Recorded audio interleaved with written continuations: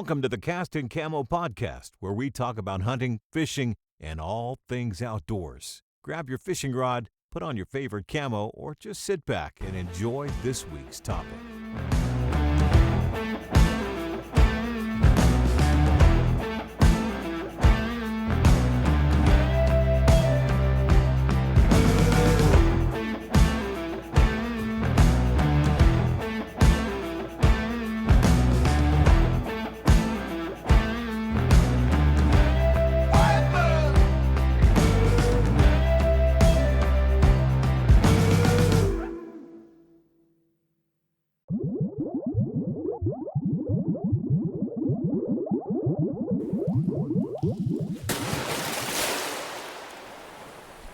Cast and Camo begins now.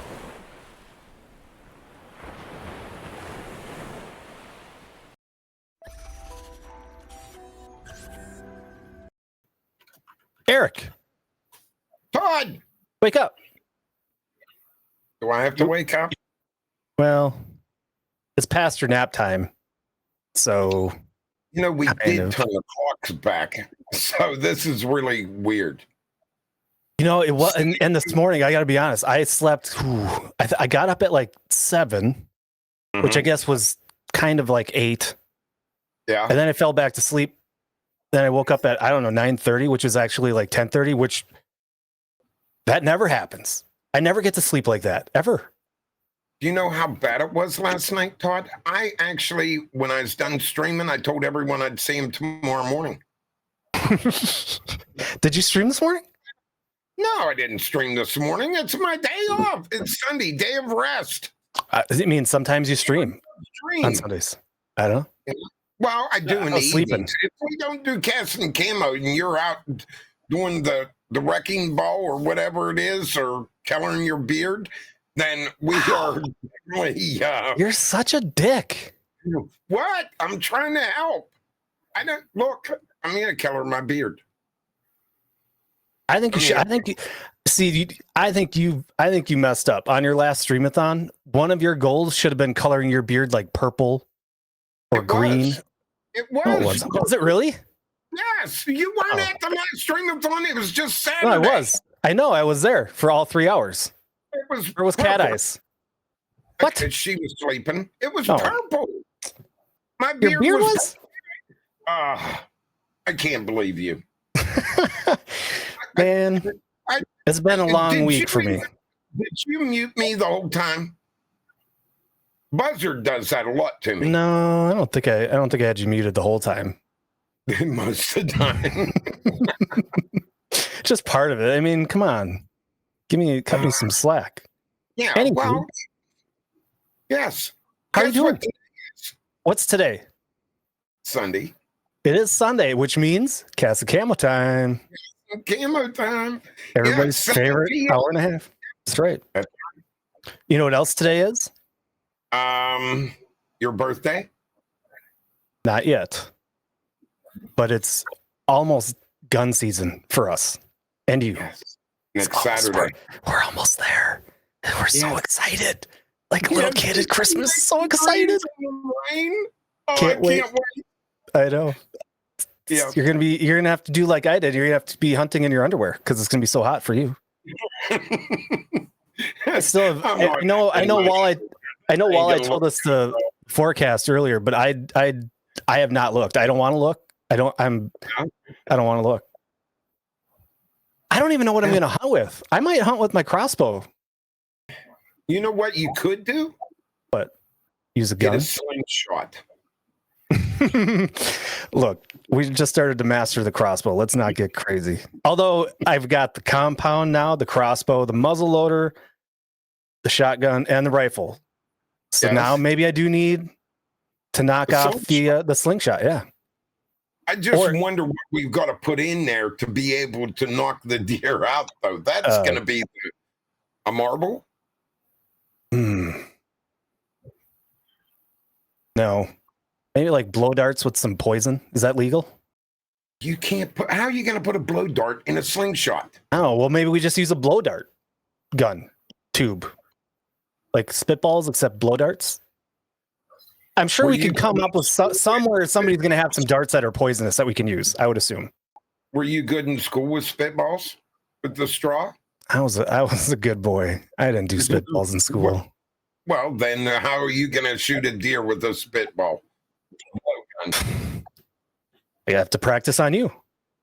I'll wait until you're streaming and I'll put you up on my screen and then I'll just practice shooting at you. Kind of like when you put somebody's face on a dartboard. That's what I'll do. Well, we could do that.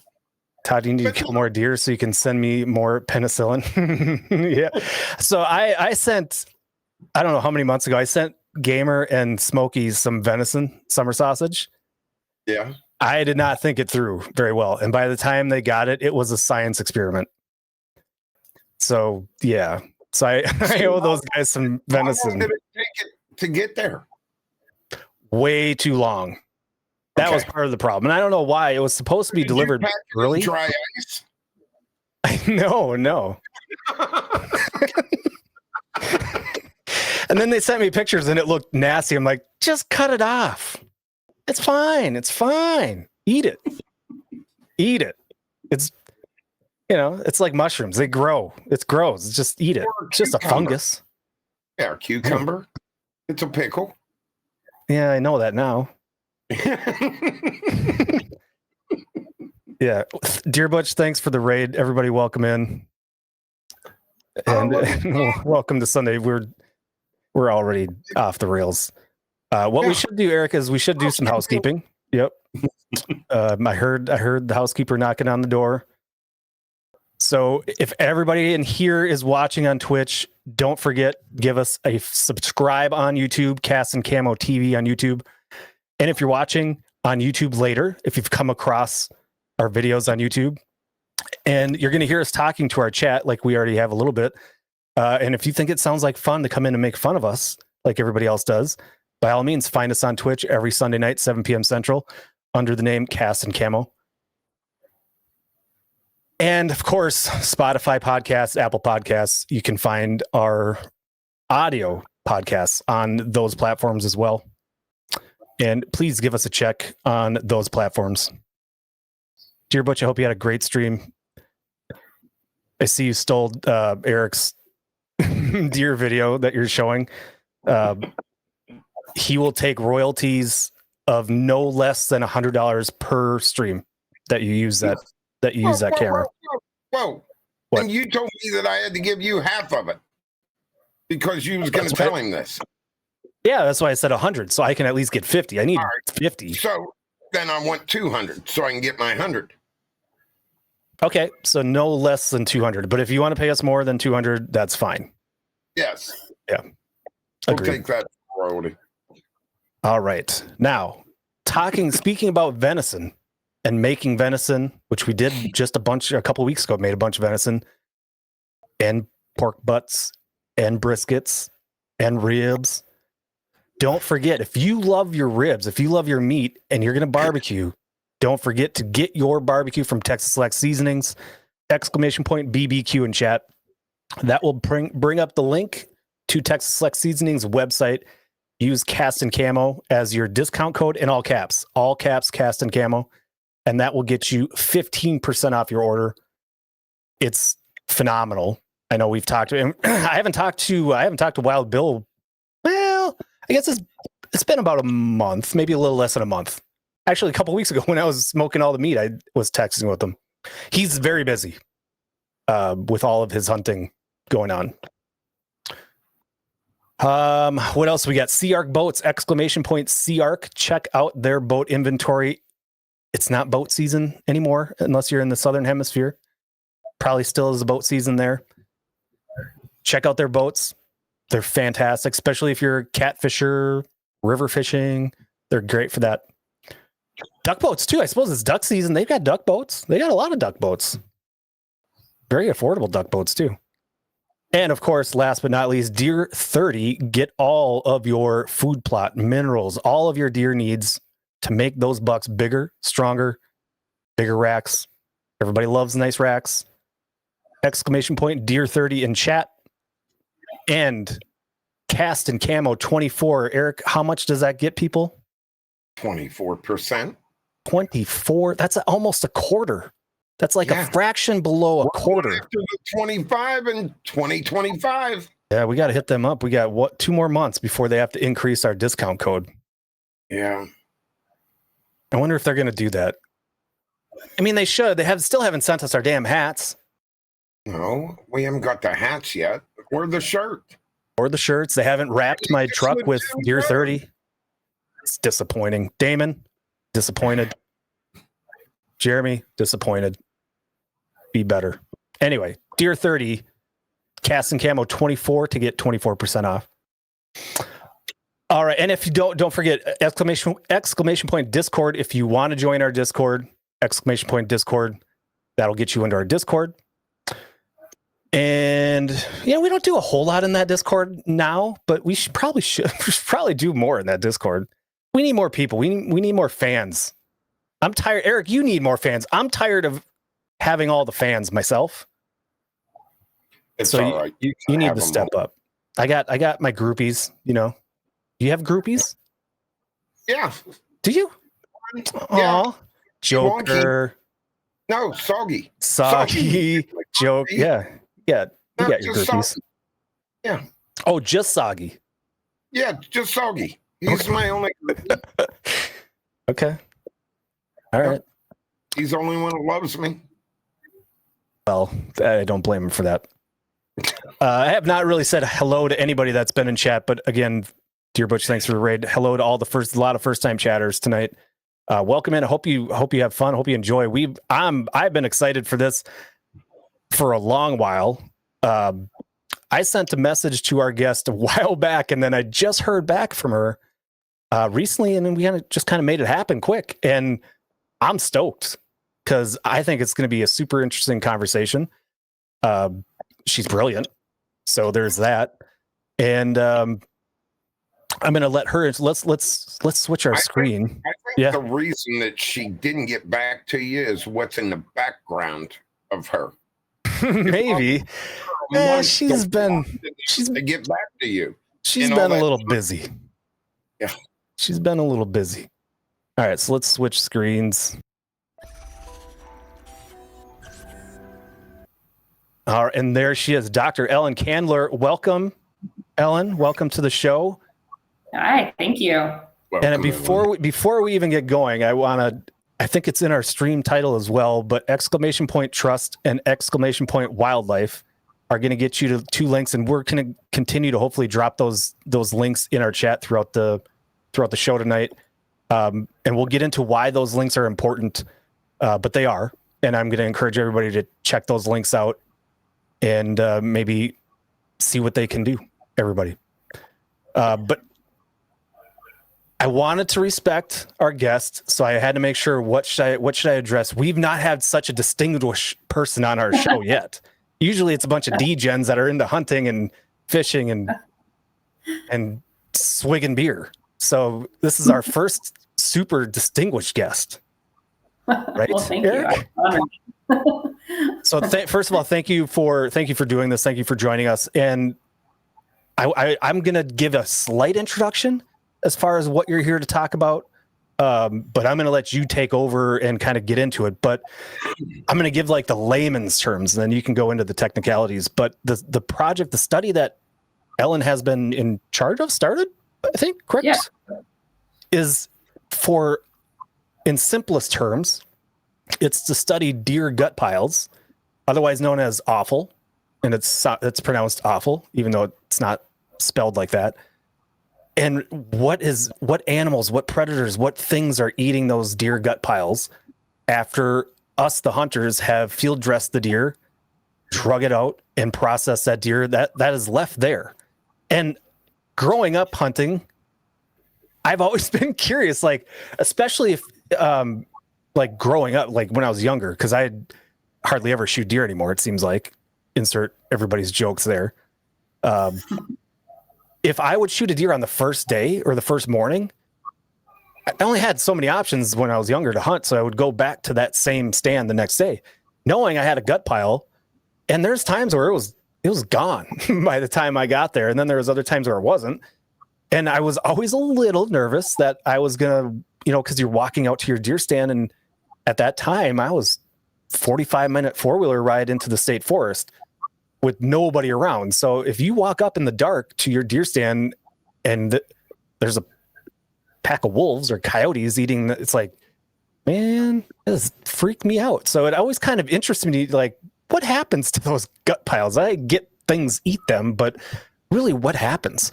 So if you don't mind, Ellen, kind of going into what the project is, what it's about, how it started, when it started, and just kind of we can go from there. Sure. Yeah, thanks. It started kind of the way that you described it. As a hunter myself, I was curious what's coming in after a deer is shot or an elk is shot or whatever it is. I was in Minnesota, so it was deer.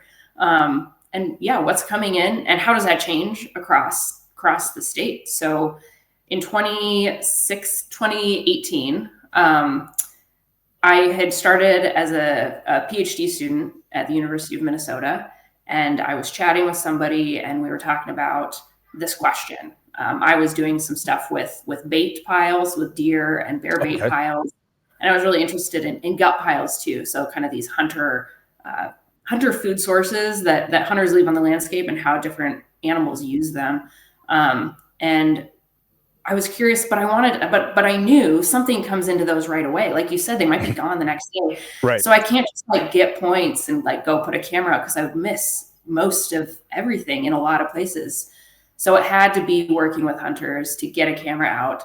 So we started with master naturalists, who are people that are already trained in kind of scientific data collection. They're really interested in all sorts of things in nature. We had no idea if any of them were hunters really. But we put it out there. We said, hey, if you're a hunter, if you know someone that's a hunter, would you be interested in this? And we got a ton of interest. So we expanded it. We blew it out to hunting groups and people and people we knew and asked, and we got a lot of camera data back. And so it just kind of just snowballed from there. When it started, did you ever imagine what it might turn into? I hoped, and I hope it'll keep growing. I was hesitant initially that people would be interested at all, or people would want to continue to do it. And we've had, over 300-400 participants over the course since 2018. A lot of those doing it every single year, which is awesome. And that's what I had hoped for. And of course, some people participate every year and don't shoot a deer every year, but want to keep participating. But I'd love to expand it in Minnesota and then, across the country. There's so many different kinds of gut piles out there. So that's kind of my dream. And I think we're going to come back to that in a little bit, but I kind of want to get into so far, what has your research proven, and maybe even share some surprises, things that you weren't expecting, maybe things that you were expecting that aren't there, if that happened. I don't know. What are some of the results, some of the data so far? Yeah, so kind of to go back, we asked hunters across Minnesota, and if you're unfamiliar with Minnesota, it has a few different biomes.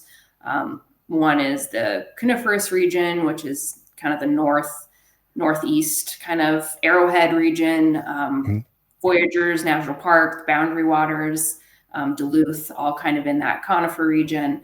Then there's the deciduous region, or the big rivers kind of area. So that kind of cuts through the center of Minnesota and down where the cities are. And then the prairie region is the other major region, which is less prairie these days, mostly agriculture, but there are deer everywhere, hunted everywhere, including the Twin Cities and within the cities. So we were interested in how differences in those biomes and human use areas were going to change the scavenger species that came in. So we have cameras, or have had cameras all over the state. And we have collected since 2018 over 350,000 camera images. That's crazy. Which is awesome. And that was the other struggle, right? Is like, I did other camera trap stuff with bait piles, and we had a few thousand, and it took a couple years to go through. So that was like, okay, how are we going to do this And we can talk about that later too, if people are interested in how we go through the pictures. But I mean, really what we were interested in, just basic questions, is how does it vary across the state? What's coming in and how does that vary? That was pretty much it. And so we have collected so far, I think, 60 different species that visit. Not all of them are eating it all the time, but we've collected at least 60 different species that come in. Anything from like mice and flying squirrels to bears and wolves, all sorts of everything you can think of. We've had deer, which is always the most alarming thing for me to notice. Deer come in and sniff them all the time, but they occasionally will eat them, which can be kind of alarming. Do you have a theory on why? That's a super broad question.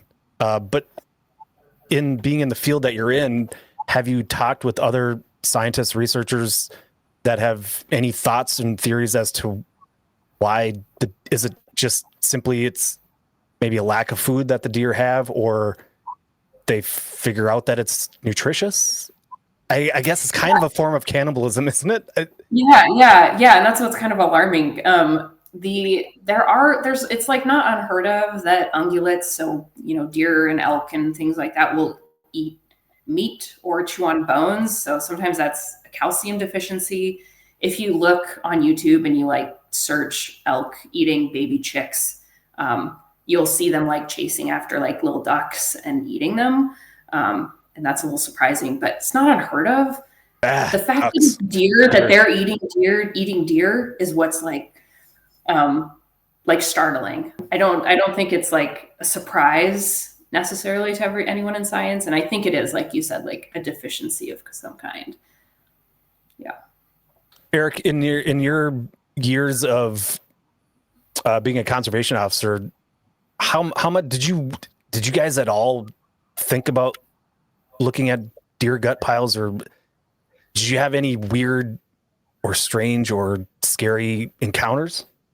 No, we would inspect deer guts once in a while, deer gut piles, just to see what they're eating, to make sure, if we get road kills in the fall of the year, a lot of times we would go in and just check to see what the food source is that the deer are on. Different zones of our state, different zones in the counties. We didn't do that a lot, but I would imagine if deer are going back in for gut piles, I imagine they're eating what the other deer already ate. And that's probably what I'm sitting here thinking, what she's doing there. It's like a dog will do kind of the same thing. You know what I mean? Dogs eat poop. They eat their own poop. You can't rely on dogs. Well, I mean, they're no different. I mean, if a deer eats all acorns, and different types of leaves in that, and it's in their gut, their stomach, and then that opens up because of the other animals, a deer may come in and feed on that. I mean, it would be just, it's kind of, you know what I mean? It's what they're already eating. It's just going through the stomach. It hasn't gone nowhere else. True. Yeah, I guess I don't know if we looked in the pictures in the few that we have, if they're eating the stomach contents, or if they're I would be jumping on the liver. Yeah, I'd be willing to guess that your crows, your buzzards, all that are the first initial attackers on that, correct? Yes or no? We don't. It depends on the season, because we don't have turkey vultures in Minnesota during firearm, which is most of them. They migrate south by then. But we yes, have a ton of them here. I mean, you can tell where the gut piles are here. Yeah. You'll be out in the field and you'll see 3 or 4 circling, and it's we send them all down to you. Yeah. I'm just saying they probably will break them open, and that's what your smaller animals are going to break them open, because they're going to feed the same way. I would just presume that would be the way it would go. I wouldn't see a big difference in that. But if they're actually eating the skin and that stuff, then that would be kind of a deficiency, I would think, to me. Yeah, I agree. Yeah. And so real quick, there's a couple. First of all, Kelly Cakes, who used to be in Minnesota, now lives in Kentucky. She did say hello to, she said, hi, Dr. Ellen. Kelly Cakes is amazing. There's a question, not really about the topic, but what does venison taste like? It's a lean meat. I don't think it's gamey. Some people do. Some people love it. Some people hate it. But it's a very lean meat. It's very healthy meat to eat. Did we miss any other questions, Eric? I was busy trying. I realized that I screwed up the links, so I had to fix those. But I got them fixed now, so we're good. All right. Yeah, I see it now. Okay, so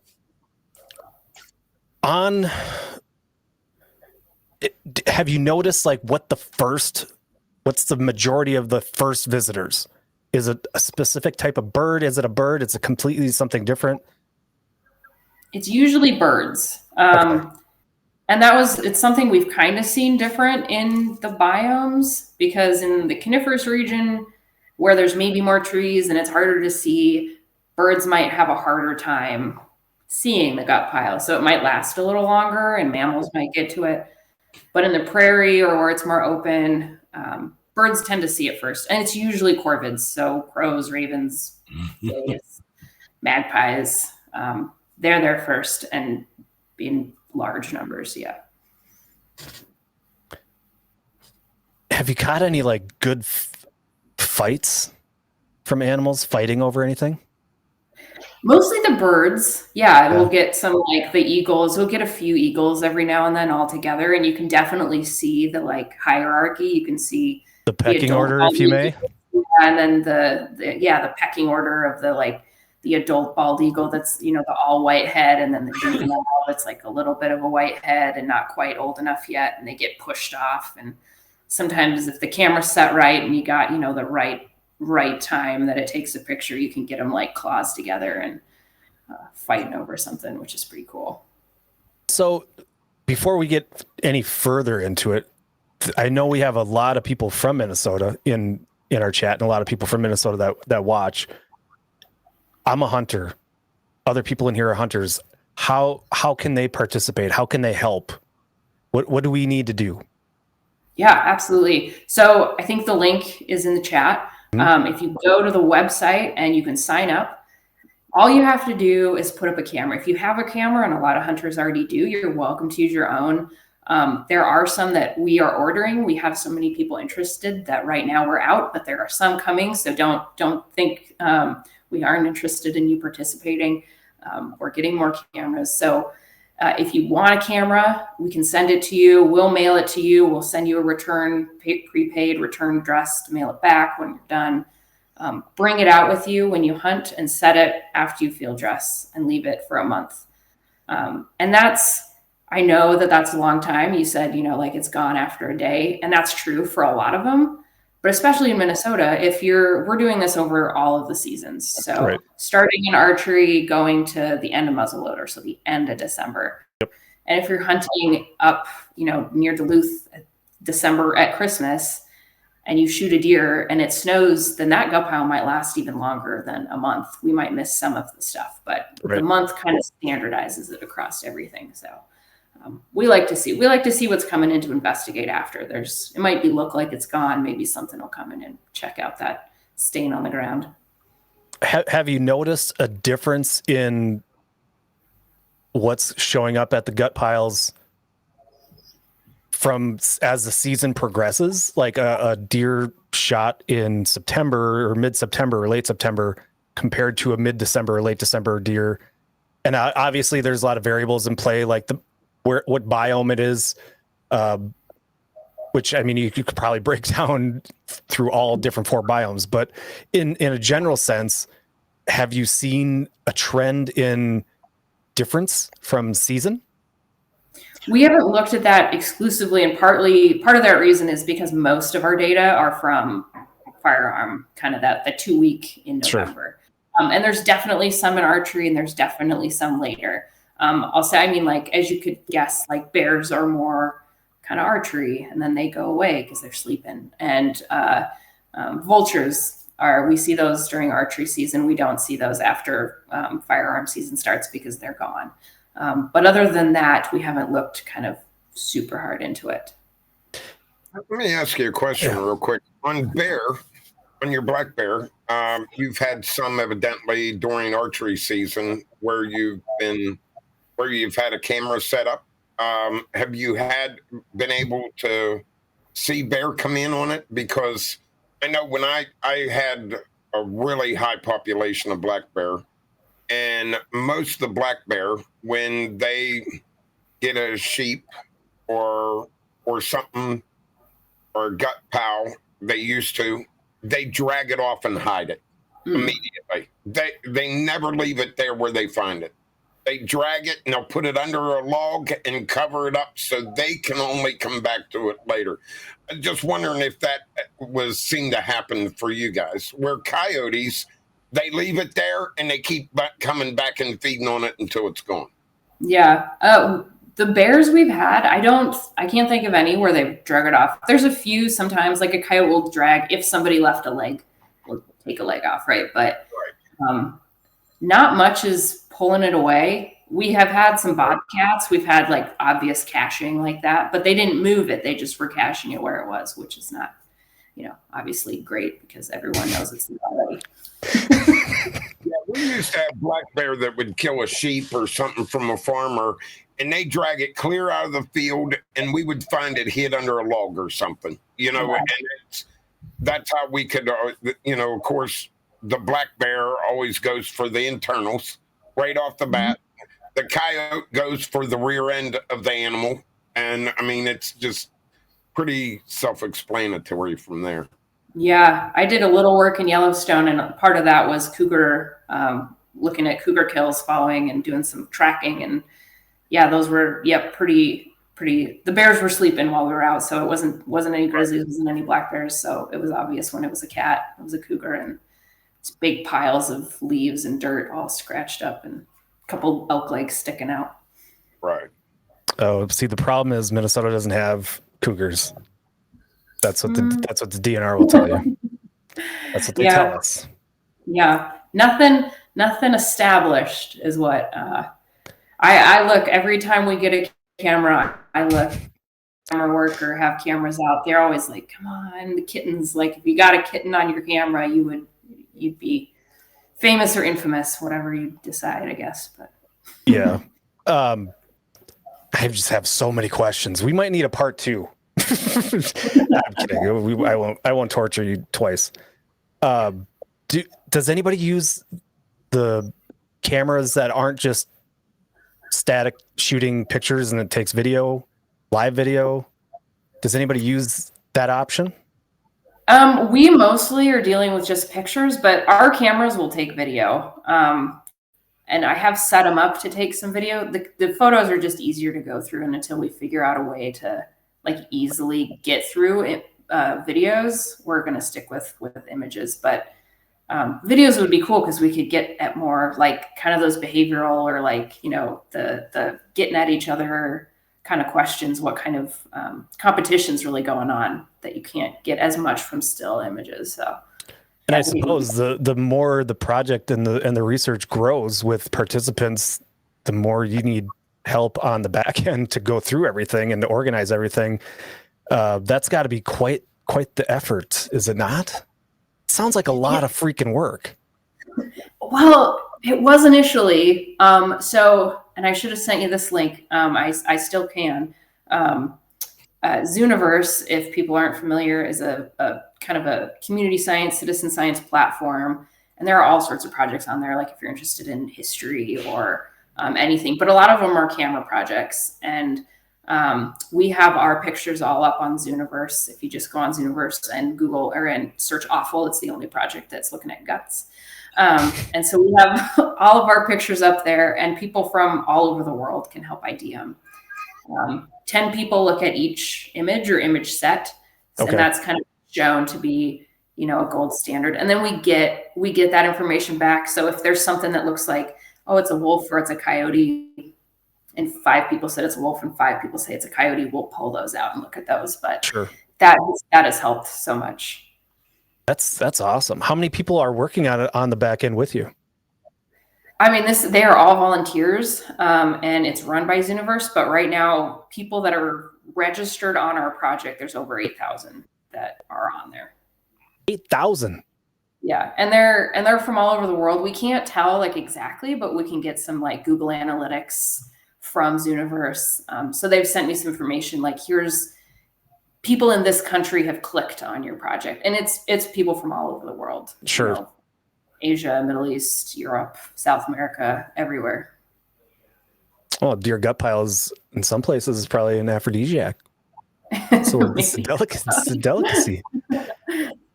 Do you, Eric, jump in whenever, because I've got a billion questions. Oh, go ahead. I see your eyes are spinning, so I know. Oh my God, my head is spinning. Do you ask the participants to not take, because some people take the heart or the liver or both or things? Do you ask, don't take that, or does it matter? No, we don't. We say everything like you normally would.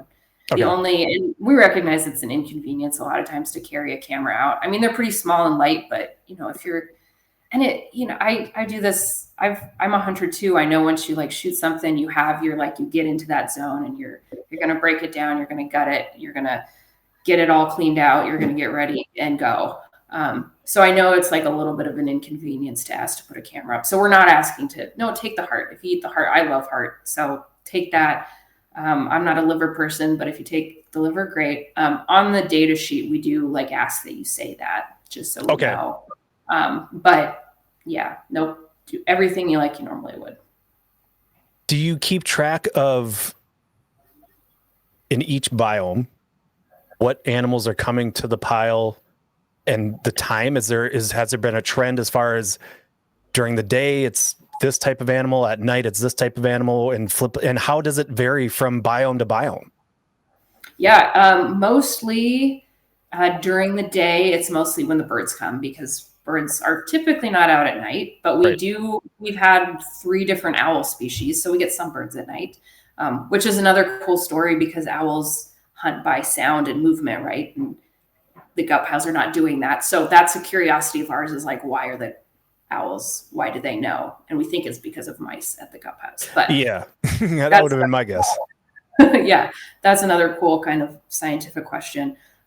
Typically the mammals are coming at night, but even they are kind of spread across the day, depending on what mammals is such a broad group of animals. What was kind of funny that we've noticed is that birds tend to, in the deciduous zone, so that kind of like in the cities and kind of in the center of the state, they tend to come like at a peak at like 4:30 in the evening. Whereas in the other 2 that I've looked at, the coniferous and the prairie, they tend to be like right in the middle of the day, like right at noon. And I don't know why that is, but that's kind of an interesting trend we've seen with birds. That is interesting. I'm trying to think back. I mean, I've really only hunted in 2 of them. I mean, I've hunted in all of them, but I've had some luck in some and none in others. I'm not thinking about it. I do see more birds kind of right at that where I hunt, in that 4:30 or whatever, depending on the time of hunting season it is. That is weird. That's interesting. And it's not, I mean, because it's in the middle. The biome splits the other 2. So I don't know. We're going to look into it a little more, but right now that seems to be kind of an interesting little difference. Is there anything else that's like that, where it's kind of sticking out as kind of an oddity that is going to kind of spin off? Maybe let me ask more in a broad sense. Are there going to be spin-offs of research from the project that you started? Yeah, absolutely. That's the hope. So we're sticking with what we are doing because we think like it's long-term data is like the gold standard in science, right? If you can collect data over years and years and years, you can say a lot more about trends and things that are going on. So we'd love to keep going how we're going. But there are so many other questions that we can ask that can go all sorts of different ways. We're funded by the Environment Natural Resource Trust Fund, and we were funded for 3 years, and we put in for another couple years, and we've been that funding is kind of contingent on what the Minnesota legislature does next year, but it's usually fairly good. And then that project would add a couple more questions. So I mentioned small mammals with owls, but the way remote cameras work, they're looking at kind of temperature differences, and small mammals, depending on the time of year, might not trigger those cameras. And I'm not sure I trust the data we're getting about mice. So I want to do some more like scientific, set some gut piles and see what mice or small rodents are using them and how they're using them. So that, and then some other questions about what's really motivating people to participate in something like this. What motivates hunters to participate in these kind of community science, citizen science type things. So some more kind of human dimensions research is interesting to us. Speaking of humans, that is one of the questions that just came in from our chat. The question is, have you had any issues with human interference? Please tell me you've not captured any humans going to the gut piles and eating them. That God, no. No, not yet. I mean, we get people coming in like every now and then. People, it'll be on a trail, and hunters will be walking on that trail, going back to someplace else, or come into if somebody hauls a whole deer out and they gut it in a specific location. We say that too. Like, if you do that normally, just keep doing what you're doing. Sure. So sometimes they'll just, add gut piles to their piles. So we get that kind of people. We've never had interference with cameras or anything.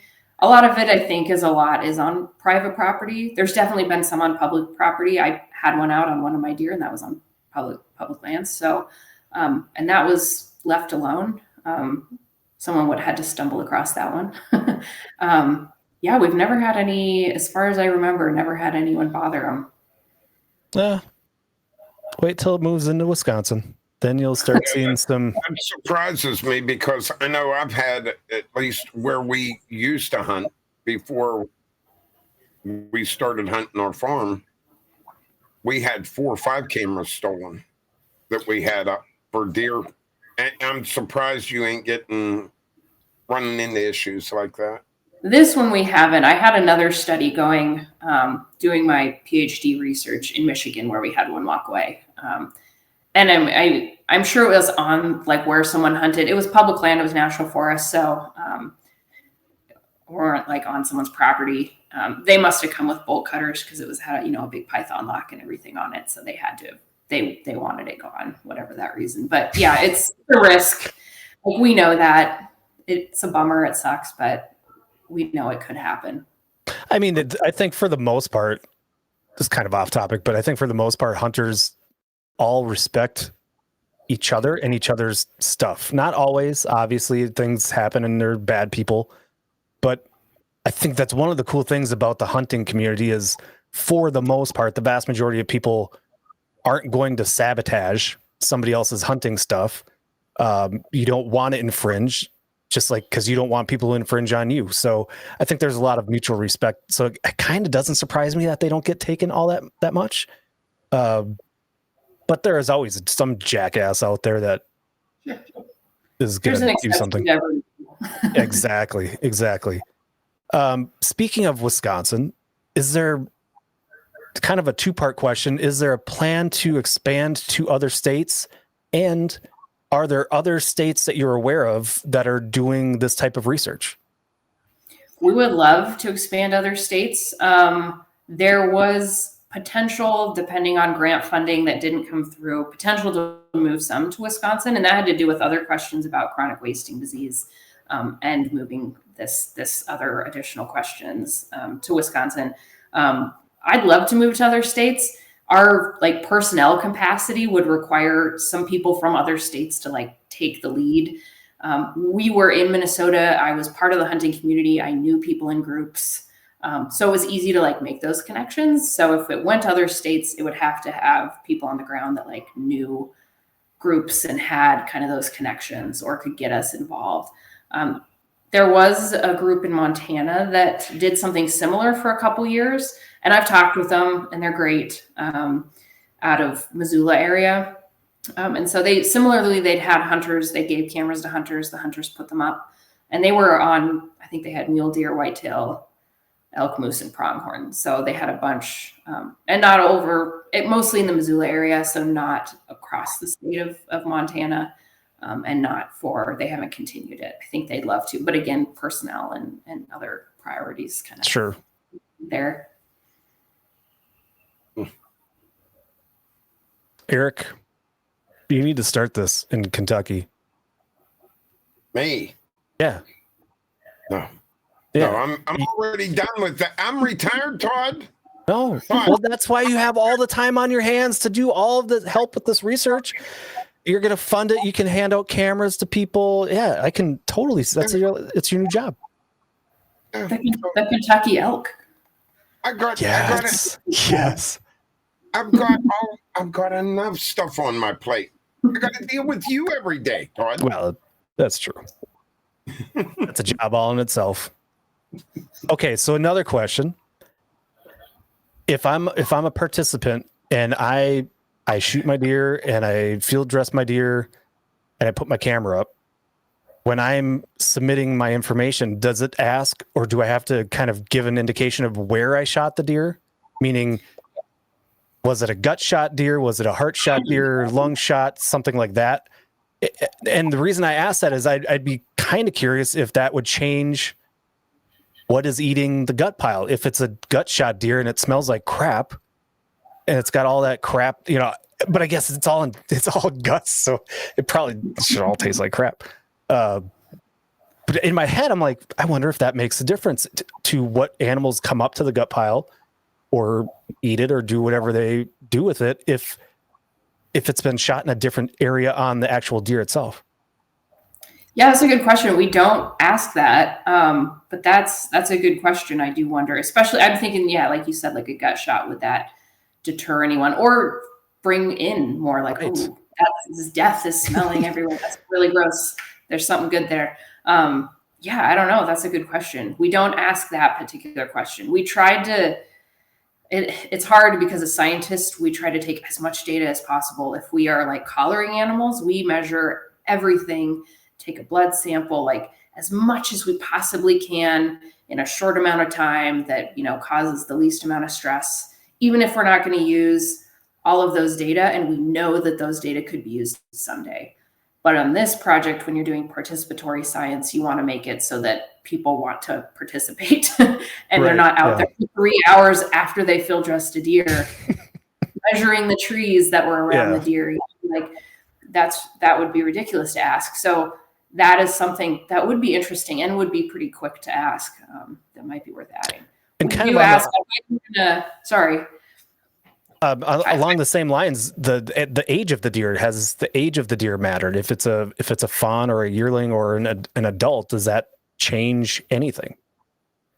Yeah, we haven't looked into that yet. If that God damn it! What kind of research is this? I mean, all the good questions. Look, Eric, we got to get in on this too. Where the deer was shot at, though, Todd? Why would that matter? Because I've got a deer where I've accidentally cut the gut open while I was cutting it. So, You're right. I don't know. You cut when you're cutting the up into the diaphragm, you're reaching up. Some people are getting the esophagus, some ain't. So you might as well ask, did you take the esophagus? I mean, the thing of it is, you can ask a million questions. Yeah. I think the research is just basically on what is actually using it for a food source. Exactly. And we could get into all these other questions, and they might matter. But also you need that variety, right? Like, okay, how many people are gut shooting a deer? Hopefully not a ton of people, but if we had like 5 people over 6 years, that's not like a really good sample to be able to say much about that. Right. So making that a little more, just kind of what's coming in. Fine. It was a bad idea. I'm stupid. You're smart. No, it's interesting. It's a good question. Just getting at it is hard. I do think the age of the deer, to me, would be probably more interesting than, because you get hunters. They're like fishermen. Hey, where are you catching the fish? Oh, I'm catching them over there. You don't believe anybody. So everybody's going to say I shot it in the heart. Yeah. So to get the age on the deer, then you're going to have someone come in and age each one of them by the jawbone. So yeah, and I get that, but like I don't know how y'all do it in Kentucky. Now in Minnesota, when we register our deer, I have to when I'm registering that deer, I have to select: was it a antlerless? Was it a fawn? Was it an adult male, adult female? To me, and again, I'm sure people lie all the time, but to me that would be interesting because I mean we all know nobody wants to say it, and we've talked about it on my streams.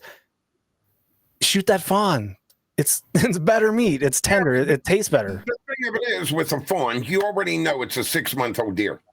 Yeah. I mean, deer born in June 1st, May to the middle of May to the middle of June, almost all your fawns are born. So by the time hunting season comes in, you're at 6-7-month-old deer. So you already know the age of that deer. Where you're trying to get at on the age of the deer is how many of these people are going to know how to age a deer by a jawbone. And I guarantee you, 90% of the people don't even understand how to age a deer off the jawbone. No, and they don't. You're right. You'll never get a true age off them deer. Look, all I want to know is, are the guts tastier on a fawn than they are on a 9-year-old buck? That's all I want to know. Sure, is that too much to ask? Veal, right? All your fawns are veal. Well, yeah, but that's the meat. What about the guts? Are the guts are they better? Are they more nutritious? Are they more full of flavor? Softer. They're softer, right? They're not right. So would that change who is eating it and how much? I don't know. And it depends on the summer, right? Or the winter, the last winter. Or how hungry are the scavengers? I don't know. You mean versus a coyote versus a great horned owl? Which one's, well, it's 2-year-old deer. I'm not eating that son of a gun. I'm going over here. I mean, you pull out a steak and you cook your steak on the grill, and maybe my steak has been in the freezer for 6 months and yours has been, you just butchered the cow. Right.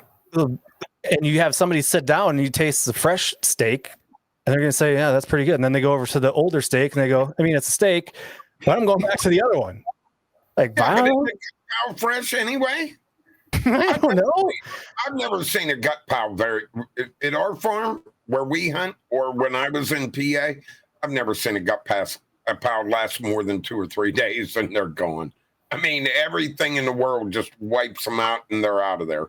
Yeah, but again, to me, that's one of the interesting parts about this research being done in Minnesota, where you have so many, especially from September through the end of December, like she was saying, you've got normal, like warm weather, September and October, and then you've got colder weather where you might get snow the next day after you've field dressed, or in December, you might be in a snowstorm. How does that change what happens to that gut pile? To me, that's one of the more interesting aspects, is over the course of the 3 or 4 months, and based on which biome you're in, I have to imagine there are different things happening based on that, because if it's 90 degrees or 80 degrees, you can smell it better.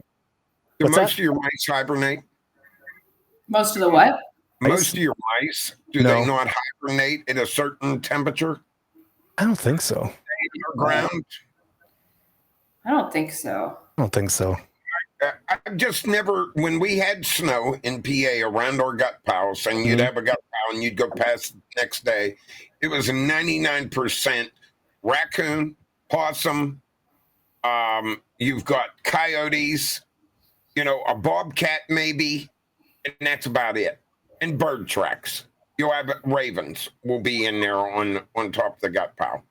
But I've never really seen mice tracks in the snow that I can remember around the gut piles. Now, when there's no snow and it's, 35, 45, 55 degrees, I could understand it maybe then. I've just never really seen mice in the snow. Yeah, on my gut pile, one of my gut piles, there were mice all over. Is that right? Was like at night, that was them and the flying squirrels. It seemed like at night they were everywhere. The tunnel under the snow. I think so. They must. And some of them would, like, if there's any, like, in the rumen or the stomach contents, then they could, like, it gets frozen and they could like somebody's dug in. There's always one like a squirrel or something that's like in and out of there. It's like found a nice little cozy home that just hangs out in the gut pile there. And you just said the magic word, frozen. And here, if you shoot a deer in December, it's quite possible that overnight it's going to be 15 below. I mean, that gut pile is going to freeze solid within a couple hours. I would imagine that has. Then, huh? It's more tastier then, probably. Well, it's fresh. Yeah, but it's frozen. So I don't know. Okay, you're the scientist, Ellen. If a gut pile is frozen, does that change the scent that it gives off, or does it change things if it's frozen? I would assume your research is showing something. Yeah, it'll be harder to find because it's frozen. And if it's covered, birds aren't going to see it super well. And that's for most birds, not all birds. Most birds are finding it by sight, so they're not going to see it. And it's harder to smell. We know from other data, not ours, but because we don't have cameras out at this point, but in the spring when those thaw out, we know that scavengers are finding them then. From other data sources, so we know that it's saved and things aren't eating them all if they're freeze like that, and it's a smaller available source in the spring, but there's still gut piles available at melt. Yeah, I mean, it would last longer, right? I mean, you all seen the movie Alive. Yeah, the body's froze, and then it would just kind of chip off some meat to eat when they needed to. Yeah. That is one of our questions, is how long do gut piles last? And there's some fun analysis we'll look at. But yeah, like you said, like how long does the gut pile last if it's an archery shot deer versus a muzzleloader shot deer? And how does that change in the different biomes and weather? And that's why this long-term data set is great, because if we just did it for 1 year, we're not going to have quite enough data, or that winter might have been good or bad or whatever. So having this variety is going to hopefully answer some of those questions. So being in this field, in this topic, I mean, we all love hunting, but I would assume when you're doing research on this type of a topic, you're going to get some hate mail.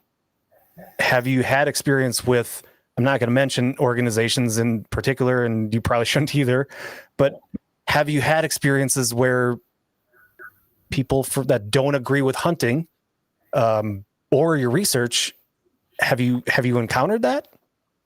I haven't, and I'm a little surprised. I think I come into it with the hunting community. I'm a hunter myself, and I'll be honest about why I do that and how I came about it and how I grew up, in a family that hunted and didn't for a while and kind of came back to it, and my motivations. And I'm happy and open to talk to people. I teach, so I'm a professor, and I have students. Then I introduce myself as a hunter, and I say I am happy to answer any questions. If you hate hunting and don't understand it, or think you understand it and want to criticize me, bring it on. Like, let's talk about it. I haven't had anybody, come at me, but I'm happy to talk about the motivations behind it. And like you said, there's bad players all over the place. So there are hunters that give hunting a bad name. They look bad and they're kind of visible, and that's a problem.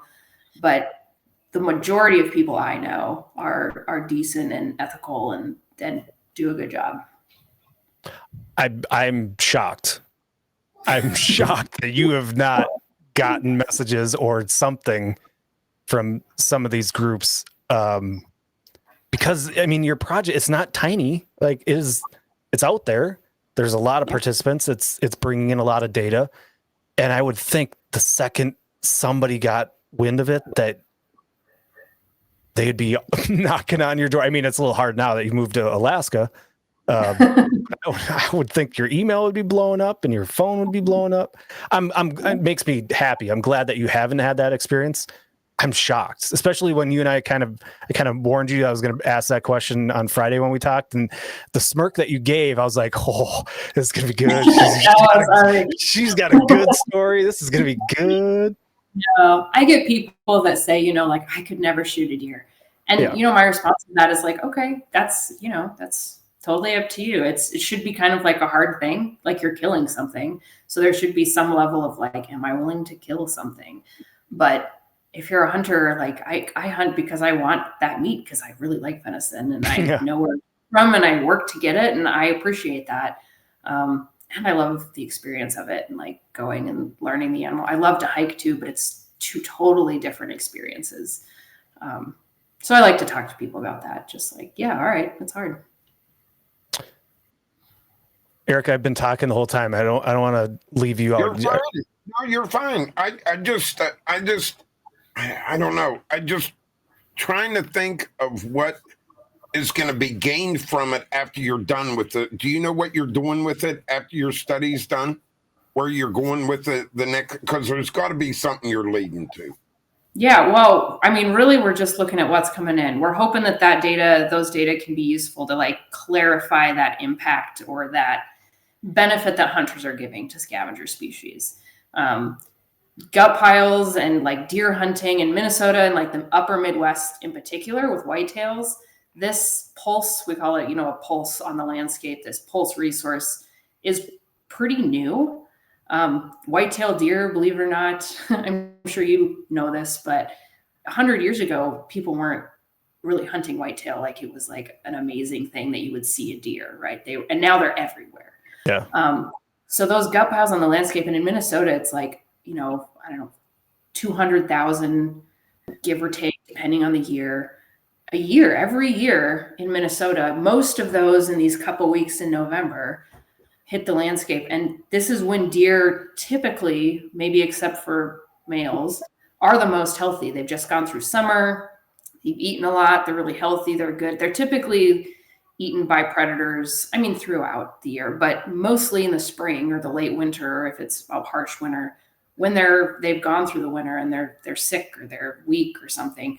So this resource on the landscape is kind of new, in the absence of, not in the absence of humans, but in the absence of the way we've managed deer and deer hunting.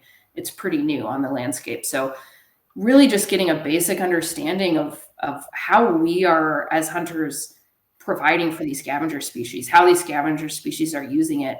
And hopefully later we can't with this project, but collaborate potentially with other projects where animals have collars, see how they might be moving based on gut piles and hunters.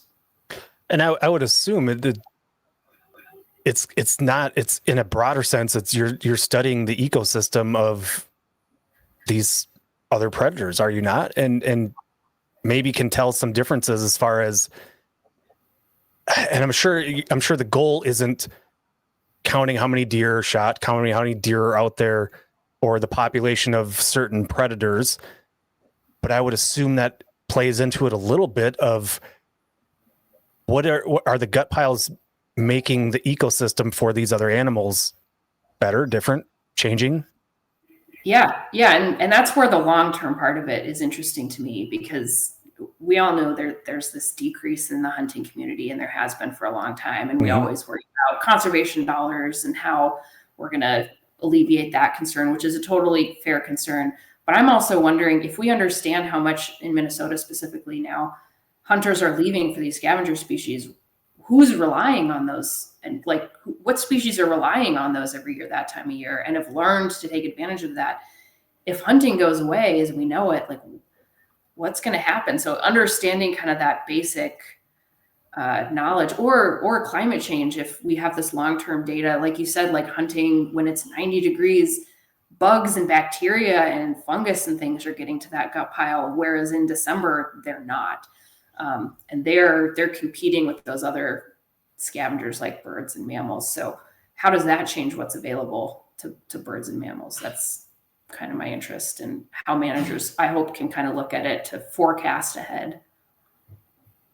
Have other groups that are studying and doing research, whether it's about hunting or just animals in the wild in general, have they come to you and tried to partner with, hey, this is what we're doing, can we work together with you on this? And somehow they intertwine. Have you had opportunities like that? And have you taken any, and have you passed any up? We have talked with several groups. There's groups that do some, raptor research. I know that there's at Fort Ripley, they tag and satellite not collar. They tag golden eagles and see how they migrate. And because we had cameras at our gut piles capturing golden eagles there, they were able to trap them because they knew where they were going to be, which was super helpful to them. There's researchers in Minnesota interested in fisher and where fisher are moving around the state and how they're maybe declining or expanding or all these different questions. So when we catch a fisher on camera in kind of an odd place, we'll send them kind of information, general information. So I will point out, like with hunters, we ask for the location, an exact location is best, but we never share that with anybody. With any of these people we've ever collaborated with, we don't share that. And I'm clear with them too, that hunters are protective of their hunting spot, and I'm not going to share that information. I respect that. And then finally, we have worked with, and we hopefully can continue to work with Minnesota MinPro, Minnesota Prion Research and Outreach group, which is out of the University of Minnesota too. And they're interested in prion diseases, which is primarily at this point chronic wasting disease, and how scavengers might assist or hurt kind of the spread. And there's research on kind of both those sides. I didn't even think about the CWD. Sorry, I interrupted. Go ahead. No, I say there's one more that I have thought about recently, is with feral hogs and pigs. Not yet in Minnesota, but there's concern. It's coming. Mostly from the north, from Canada. Yeah, it's coming from Canada. It's not coming from the south. Yeah. So they're asking hunters to, if you see anything, and they reach out to us because they know that we look at pictures of where hunters are, to report that right away and to not shoot them because they're really, really smart. And if you kill them before they can kill all of them, then they'll learn too quick and it'll get out of hand. Right. Imagine that. Yeah. Pigs are tough. Yeah. Our problem is they're migrating from the south. Yeah. Yeah. You guys are getting them from the south. We're going to get them from the north, which is crazy to me that Canada has a problem and they're going to. They're actually in our state right now, about an hour and 20 minutes south of me. They have now entered our state the last 2 years, a few. So they're not probably too far away from, because now we have armadillos. We never had armadillos here. Now we have armadillos. And they're even clear up into Illinois, half into Illinois now, Indiana. Don't they carry syphilis or something like that? Yeah. Yeah, they're supposed to. Yeah, I had 3 or 4 big holes dug in my yard from them this year. It's like, what the heck? Are we going to deal with these now? We never had armadillos around. It's leprosy? Yeah. Leprosy, yeah. What did I say? Syphilis? Oh, boy. You're all right, if I didn't respond to it, it would just go. Never mind. It's not what I meant, but it's what came out of my mouth. What do you do? Let's see. I'm going down my list. Okay, so are there any research or studies going on that you find interesting that you could share? Like, are you following anything that you find incredibly interesting, especially in the world of, say, hunting or whitetail or any sort of like game animal like that? You can say I follow a lot of research, and even not like in hunting and outside of hunting. There's a lot of, I mentioned I had worked volunteered in Yellowstone for a while. So I'm always following kind of what they're doing there. And I've recently moved to Alaska. So most of my time has been figuring out what they're doing here and what the management is here. And it's just like a whole brand new world up here to understand. So a lot of the hunting research I follow is mostly like human dimensions, like kind of survey stuff and understanding what motivates people or what people can learn. There's chronic wasting disease research about use or why people would test or not, or what motivates people. Kind of that kind of stuff is what I'm watching a lot of. Yeah. That it is the CWD, and then I'm drawing a blank, but there was another new one that I've heard of. I think that was kind of more out by you, Eric, or maybe north of you. Michigan, Pennsylvania, Ohio, where the deer have something else now. I mean, if it's in Michigan, it's probably eating all the toxic water that they were drinking, all the toxic water that they have, coming up with some new disease. I really read on it.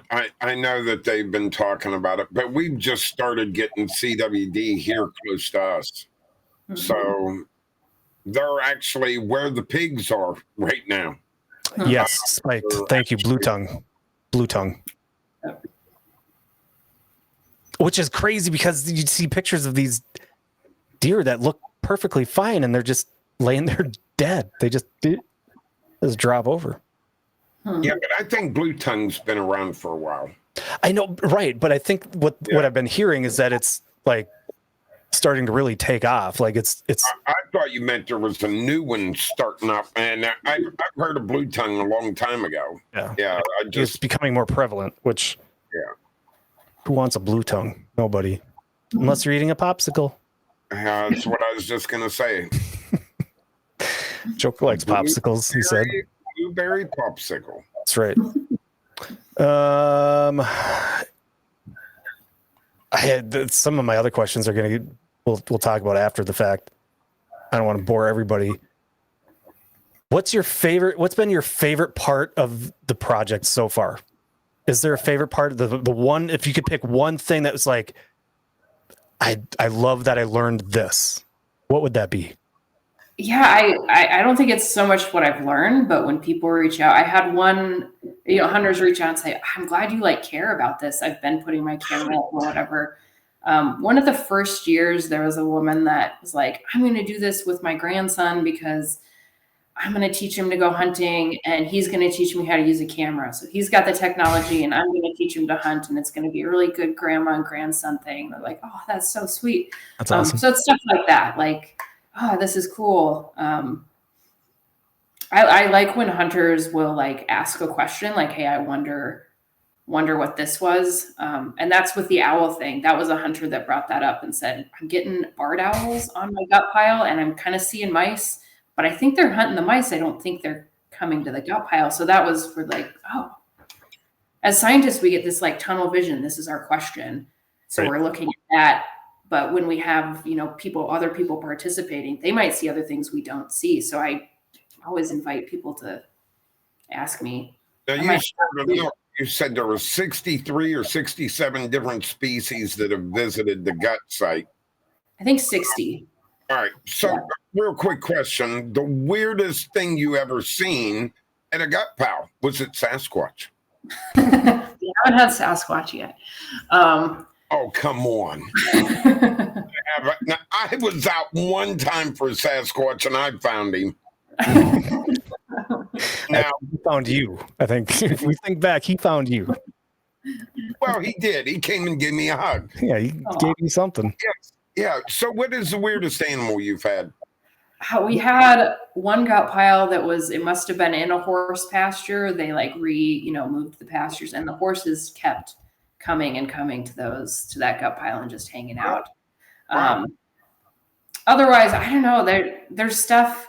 We were always surprised to see woodpeckers, and then we talked to people that would be like, yeah, but you have a suet feeder. That's just fat. Of course, a woodpecker's going to come. So we get all sorts of woodpeckers, flying squirrels, so many things.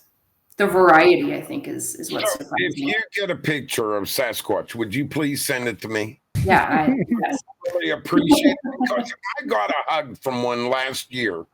He ran behind me while I was doing an actual Sasquatch hunt on casting camo. Mm-hmm. He ran up and gave me a hug and then ran away. And I didn't get a picture of him. It was horrible. Well, that's why. It's every Sasquatch encounter. Nobody gets a picture. That's what happens. But I mean, somebody else brought up Sasquatch earlier and wanting to know statistics. I'd be curious if you've had anybody that's been participating say, I caught a Sasquatch on camera. Has anybody ever said that over the years? No one's ever said that. No one has said that. That's good. Yeah. I wonder, Eric, if walruses would eat a deer gut pile. You think? I was gonna ask her, Ellen, if you had one thing to do in your life, and we put you in a cage, okay, cage match, all right, with one animal in this world that you could beat, and you were allowed a knife, a hunting knife, a hunting knife, 6-inch knife blade on it. And we put you in there. What animal would you pick to fight? Well, let me clarify. Let me clarify real quick. I don't know, like a house mouse. Yeah, the goal here is you're getting put in a cage match with a hunting knife against what is the biggest animal you think you could survive or beat? I picked a squirrel. I think mine's great. Squirrel. I keep thinking like I'm going down the list. Like I'm like, I don't know, like we get fishers on our camera, but I'm not going to take on a weasel. Like those things are wild and crazy. Yeah. There's no way. Raccoons, but I've seen those. I've seen raccoons get like, not doing a raccoon. Maybe an opossum. Oh, that's interesting. Yeah, they just play dead. Yeah. Oh, true. So Todd. Out of all the animals that he could picked a walrus. Hey, whoa! What? Why'd you laugh so quickly? Got fangs, teeth this long, and they can beat the shit out of a polar bear. He wants to take one on. Yeah, I think they would just like rear up. How big is the cage? Can you like get out of their way? That's like a UFC style cage. Maybe a little taller. Maybe mix the UFC cage with the WWF cage. Cage match. We're gonna make it a 4x4. No, see, like how long is your hunting knife? That you gotta like. See, here's okay. So let's. Ellen, you have to remember my Vex Kwon Do skills are incredible, and my agility. It's like Olympic style agility. So in my head, all I have to do is crawl up the cage and do a backflip over the walrus, jump on its back and start stabbing it. And that's then after he had the heart attack and was taken to the emergency room. It's like boxing. It's like Cassius Clay, rope-a-dope. You just jump on it, stab it, run. Then it follows you. And it's a walrus. They can't move fast. And then you crawl up the cage again. You do a backflip over it, stab it some more. And eventually you're going to wear it down. Are you going to do a backflip? I mean, look at me in the camera and tell me you're going to do a backflip. Did you not see my roundhouse kick? But that kick, Buzzard was holding your leg up on the whole spin. I don't know. Okay, so we bring somebody smart on the show, and they go right to making a smart decision. Like, hey, that animal's just going to pretend to be dead, and it's not even a challenge. Right? She is smart. She's a professor. That's why she's a professor, and you're not. Correct. There it is. There's the spinning. There's the spinning kick. Absolutely. Yes. Absolutely. Yes. That's why she picked the possum. I picked the squirrel. And you picked one of the heaviest animals there are.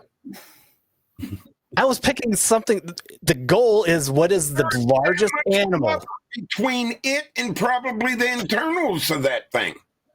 You're going to be stabbing it for 6 months until you even get into the internals. Nobody's ever put a time limit on it. Yeah, but those fangs, those tusks are going to rip you apart. If they can beat a polar bear at times. Yeah, but a polar bear isn't as agile as we are as humans. Wait a minute.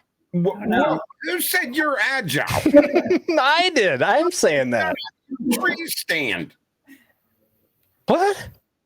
Yeah, look what you did last year when you was tracking that deer. You was out of breath. You was down swamps. You couldn't hardly get it was now. Come on, Todd. Fine. All right. See? I hate all you guys. I hate everybody right now. Nobody believes me, Ellen. Nobody believes in me. Nobody has faith. Like, nobody's like, I think you could do, even if they're humoring me, they're just like, you're an idiot. You know, it's not, go give it a shot. Go give it a shot.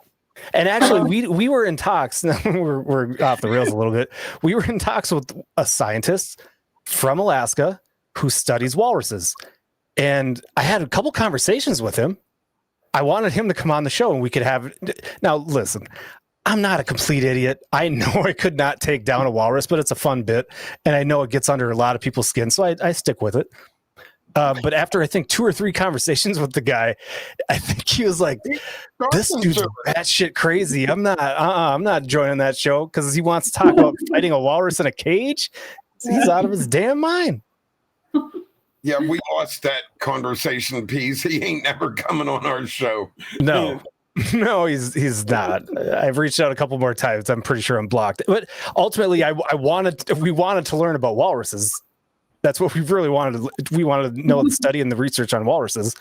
But it just stems from this. It's a long-standing joke that I could take down a walrus in a cage match with a knife.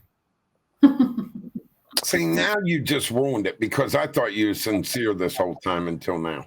I mean, okay, there is a part of me that thinks if you do it strategically enough, I think you could do it. Is it the smartest pick? No, I think somebody else picked like a Holstein. Brilliant. That's a large animal that. Yeah, but a chipmunk is a large animal to me. No. God, would you rather not survive and know you can beat something than to take on? That'd be like me saying, okay, I'll take on a grizzly bear. Let's do this. Or would I rather take on a mouse? I want to live and survive, so I take the mouse. Do the smart thing. You ever been to Spain?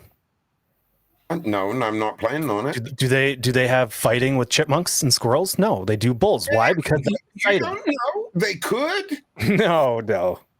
You're out of your damn mind. They could. You're out of your damn mind. It's what's exciting. We're so far off track. Sorry, Ellen. Sorry. I did like your answer. Though. It was a smart answer. Does Eric? Do you have any other questions? Does anybody from chat? Do you have anybody have questions that we can ask Ellen before we start going? I don't think we missed any. I think. We never get off track ever. No, except never. Almost every time. Actually, I do have one other question.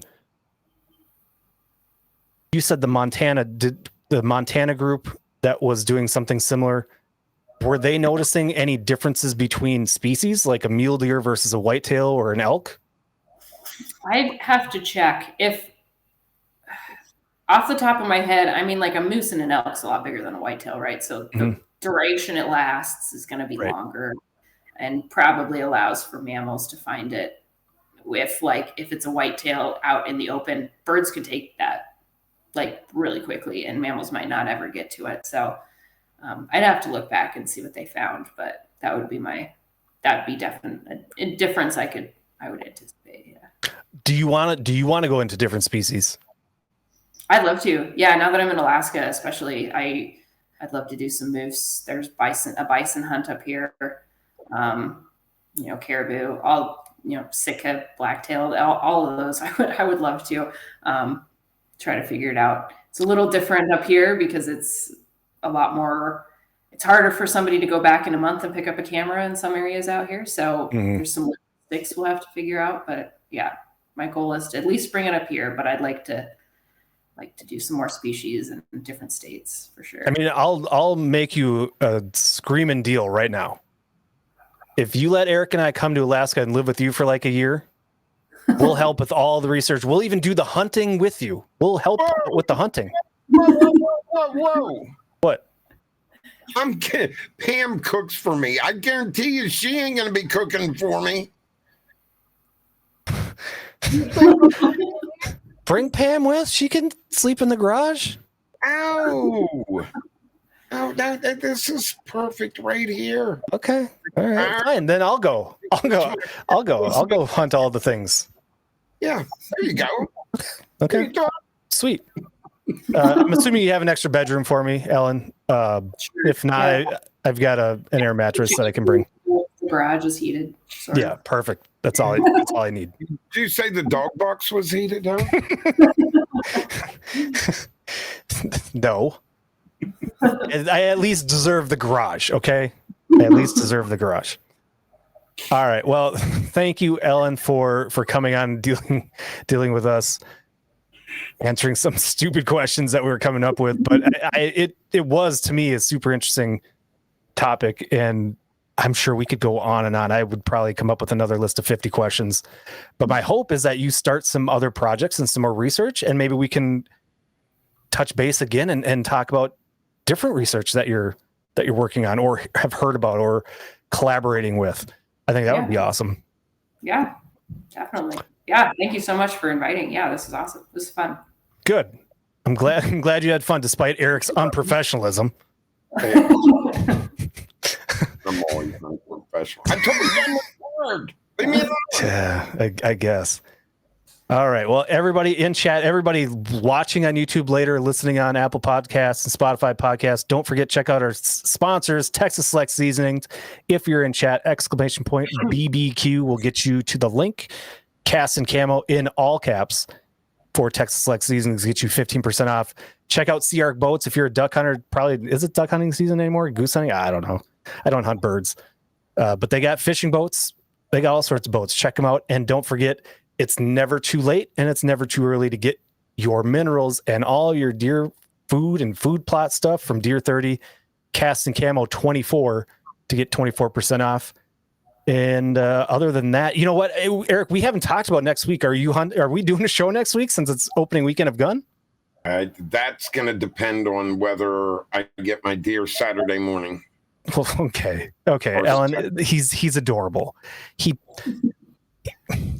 says that knowing damn well he's going to go sit. See, he's already laughing. I can see he's laughing. He's going to go sit in a stand that has a damn feeder out there.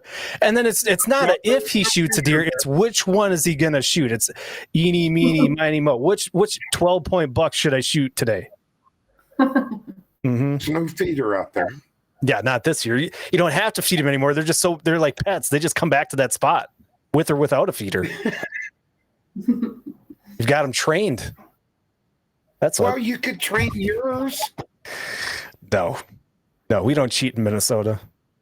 We do it the hard way. Anywho, we'll for everybody watching, listening, stay tuned in our Discord. We'll make announcements in our Discord, ! Discord, if you haven't joined the Cast and Camo Discord, and keep in touch with us that way. And yeah, we'll play it by ear. Same thing for me. I'm gonna have to play it by ear depending on how our weekend goes. So until next weekend or the weekend after, right? Yep. Until then, for Cast and Camo, I'm Todd. And I'm Eric. And we'll see you guys soon.